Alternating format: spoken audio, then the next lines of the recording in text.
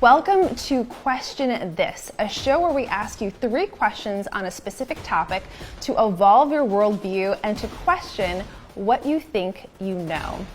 Today's topic: how is your environment affecting you? Is your personal environment toxic? Well, possibly. We're going to get right into that. So before we start, the brain is our central organ for stress and adaptation.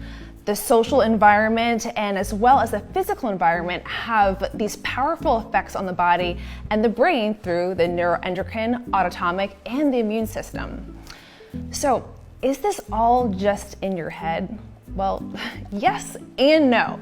So, there are studies that have been done about the human hippocampus, not the Hippocrates campus, the actual hippocampus in the brain. So studies done in the field of epigenetics have shown that lifestyle factors such as diet, behavior, stress, physical activity, working habits, smoking, alcohol consumption can cause alterations in the epigenetic marks associated with a variety of human diseases, including cancer, cardiovascular disease, respiratory, and neurodegenerative diseases.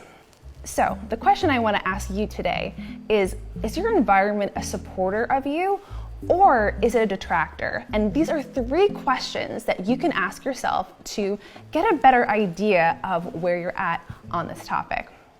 So, number 1 thing that we're going to ask: are the things that I touch with my body and put into my body of a quality that I feel at peace with? So the things you want to look into here are the ingredients of your food, things that you put on your body, skincare, additives, origins of your food, the fabrics you put on your body, and anything that comes into contact with you. Start to look at these things critically and really ask yourself, do I know where this comes from?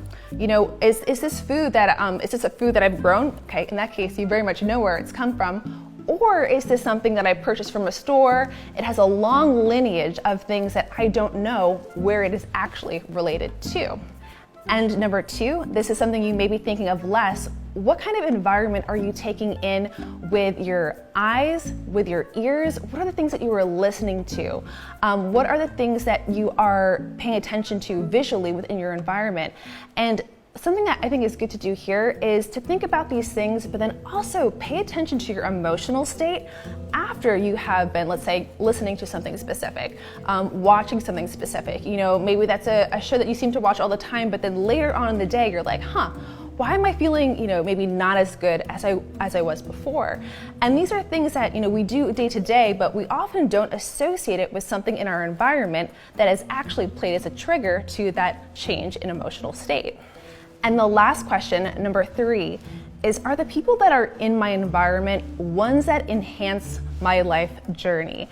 Now, sometimes we have to be around certain people, whether it's, for work or, certain family members, but generally you have a pretty good range of control when it has to do with the people who you surround yourself with. So ask yourself, are these the kind of people who are your greatest supporters in life? Are these the kind of people who are going to, be there asking you tough questions, but also supporting you in hard times?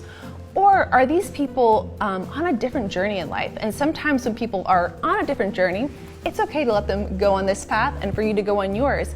But it's a critical question to ask yourself, because the people that you surround yourself with are the people that end up going to the end destination with you. So those are 3 questions for you to ask yourself as you think about your environment.